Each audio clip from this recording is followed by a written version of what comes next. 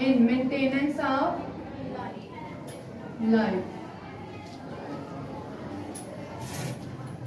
Obviously हम लोग क्या करते हैं कि हमारे पास क्या है कि ज्यादा वैसे अगर देखा जाए तो जो क्वांटिटी वो किसकी है, मेटल्स की है। लेकिन ये जो मेटल्स हैं ये नॉन मेटल के बगैर नहीं है। समझ आ गई? आपने पीछे रिएक्शन स्टडी किए हुए हैं कि आपके पास क्या है कि मेटल रिएक्ट करती है नॉन मेटल के साथ। इस तरह से हम लोग क्या करते हैं कि ये जो चीजें हैं हमारी लाइफ को मेंटेन करती हैं। अब यहाँ पे आता है कि जितने भी ईटेबल्स हैं, जैसे कि आप लोग क्या लेते हो अपनी ये जो फूड लेते हो वहां से क्या लेते हो, कार्बोहाइड्रेट्स लेते हो, प्रोटीन्स लेते हो, लिपिड्स लेते हो, फैट्स, वाटर, मिल्क वगैरह।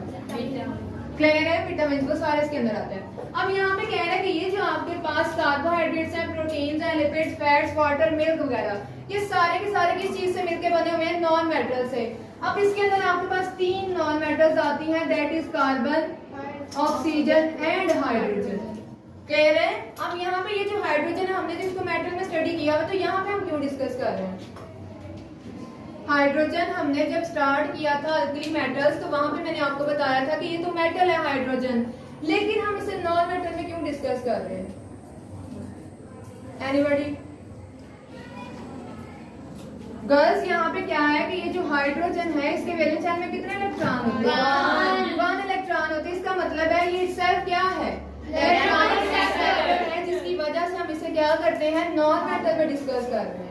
अब यहाँ पे कह रहे हैं कि जितनी भी चीजें हैं इसके अंदर क्या पाया जाता है, कार्बन, हाइड्रोजन एंड ऑक्सीजन। इस तरह से ये क्या करता है कि हमारी जो लाइफ है उसको मेंटेन करता है। क्लियर हो गया? उसके बाद हम देखते हैं यहाँ पे non metals for the survival of life.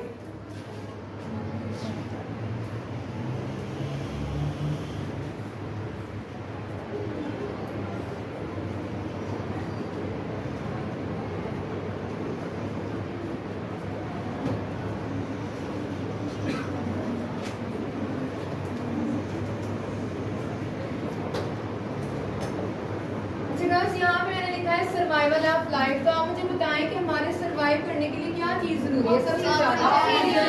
इसके अलावा वाटर। यहाँ पे कह रहे हैं कि हमारे सर्वाइव करने के लिए जो सबसे ज्यादा जरूरी चीज है, चाहे आपके पास एनिमल्स है, प्लांट्स है या फिर ह्यूमन बीइंग्स हैं, तो सबसे ज्यादा जो जरूरी चीज है वो क्या है, वाटर। वाटर है। वाटर के अंदर कौन कौन सी आपके पास नॉन मेटल है, हाइड्रोजन, ऑक्सीजन। यहाँ पे कह रहे हैं कि हमारे सर्वाइव करने के लिए सबसे ज्यादा जरूरी चीज क्या है, वाटर है। अब इसके अंदर वो कह रहे हैं कि ये जो वाटर है इसके बगैर हम कुछ दिन जिंदा रह सकते हैं, लेकिन not for a long period of time. ये आपने भी सुना होगा आई गेस 3 डेज के लिए अगर हमें वाटर ना मिले तो हम लोग सर्वाइव उसके आगे नहीं कर सकेंगे। क्लियर है? तो यहाँ पे अब बात करने का मकसद है कि अगर हम थोड़े दिन के लिए क्या करते हैं, सर्वाइव करते हैं, तो वो किस तरह करते हैं, क्योंकि हमारी ये जो बॉडी है उसके अंदर 100 में से जो 70% है वो क्या है, वाटर। वाटर है। क्लियर है? ये जो आपकी बॉडी के अंदर वाटर स्टोर्ड होता है उसकी वजह से हम लोग क्या करते हैं, सर्वाइव करते हैं। तो उसके अंदर भी रोल कौन प्ले कर रहा है, non metal, that is hydrogen and oxygen. Clear हो गया? उसके बाद नेक्स्ट वन हमारे पास आता है सेफ्टी ऑफ लाइफ। ये जो नॉन मेटल्स हैं ये हमें किस तरह से सेफ्टी प्रोवाइड करती है।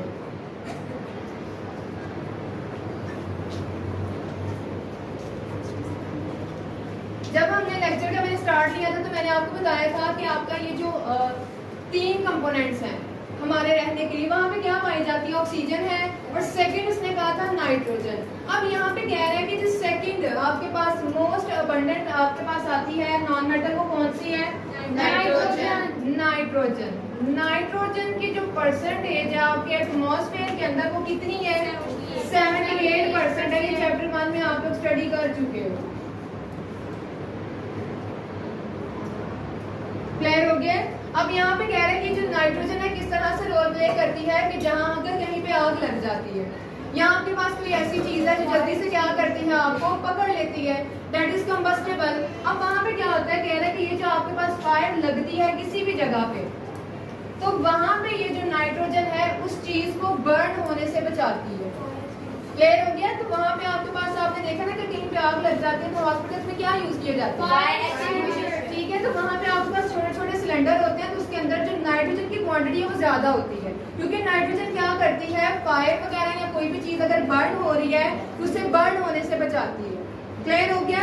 उसके बाद हमारे पास आता है कम्युनिकेशन इन लाइफ। ये जो आपके पास नॉन मैटर्स हैं ये हमें किस तरह से कम्युनिकेट करने में हेल्प करती हैं। क्लियर हो गया?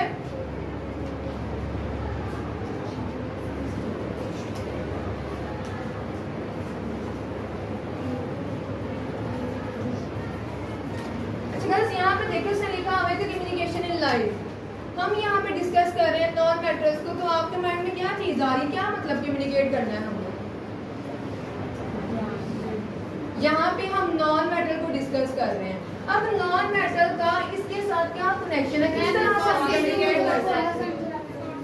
कि हमने ये देखा है कि हमारे पास क्या है कि हमारी जो अर्थ क्रस्ट है इसके अंदर क्या प्रेजेंट है, फॉसिल फ्यूल्स है, पेट्रोलियम है, गैस वगैरह। ये हम लोग क्या करते हैं, एक कंट्री से दूसरे कंट्री में क्या करते हैं, ट्रांसफर करते हैं। ट्रांसफर करने से पहले हम लोग क्या करते हैं, उनके साथ कम्युनिकेट करते हैं। तो इस सेंस में वो कह रहा है कि ये जो नॉन मेटल है, अगर हम वहां से चीजें लेते हैं, जैसे चीजों के नाम उसने लिखे हुए हैं कि यहाँ पे क्या क्या है, और गैस है,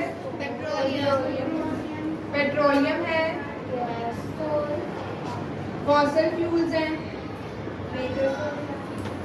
अब ये जो आपके पास फॉसिल फ्यूल वगैरह ये सारे के सारे क्या है, फॉर्म ऑफ एनर्जी। अब यहाँ पे कह रहे हैं कि जब हम इसे किसी दूसरे कंट्री में ट्रांसफर करेंगे तो उससे पहले हमने क्या करना होगा, कम्युनिकेट करना होगा। इस सेंस में यहाँ पे वो कह रहा है कि ये जो हमारे पास नॉन मेटल्स हैं ये क्या करती हैं, कम्युनिकेट करने में हमें हेल्प करती हैं।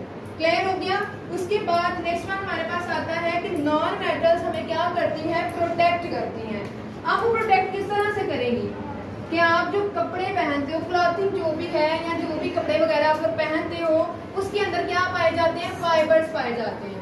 अब वो जो फाइबर्स हैं वो नेचुरल भी पाए जाते हैं, नेचुरली भी आप लोग प्लांट से भी लेते हो, और सेकेंड आपके पास जो फाइबर्स आते हैं वो पॉलीमर्स होते हैं और उसे हम सिंथेटिक फाइबर कहते हैं। क्लियर है? अब यहाँ पे कह रहे हैं कि role of non metals in clothing. अब यहाँ पे मैंने आपको बताया कि दो तरह से आपके पास आते हैं ये फाइबर्स। किस तरह से आएंगे, पहले आपके पास आते हैं natural fibres and the second one is synthetic fibres.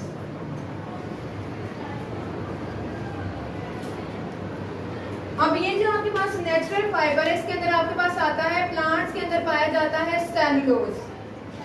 Natural में आपके पास क्या आता है, सेलुलोज। ये प्लांट्स के अंदर पाया जाता है। या carton is the pure cellulose. तो कार्टन भी आपके पास क्या है, फाइबर की एक टाइप है। सेकंड यहाँ पे कह रहे हैं सिंथेटिक फाइबर, जिसके अंदर आपके पास क्या आएंगे, पॉलीमर्स आएंगे। वो बेसिकली क्या होंगे आपके पास,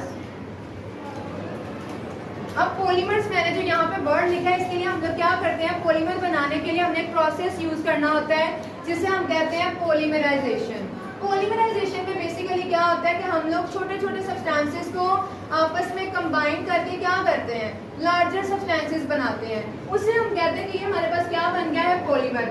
अगर मैं यहाँ पे बात करूँ कि हमारे पास क्या है, ग्लूकोज है C6H12O6, तो ये आपके पास क्या है, स्मॉलर यूनिट है। अगर हम इसका रिएक्शन किसी दूसरे यूनिट के साथ करवाएंगे तो ये आपके पास क्या करेगा, पॉलीमर में कन्वर्ट हो जाएगा। ये आपके पास दूसरा मॉलिक्यूल अटैच होगा, थर्ड, इस तरह से आपके पास क्या बनेगा, एक पॉलीमर बन जाएगा। तो पॉलीमर हम लार्जर सब्सटेंस को कहते हैं। क्लियर है? उसके बाद हमारे पास आता है लास्ट वन के role of non metals in daily life.